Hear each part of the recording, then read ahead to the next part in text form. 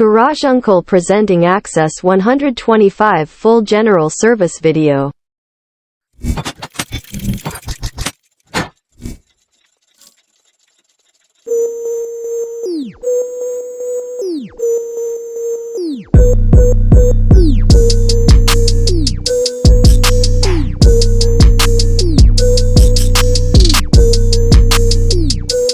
Replacing new air filter.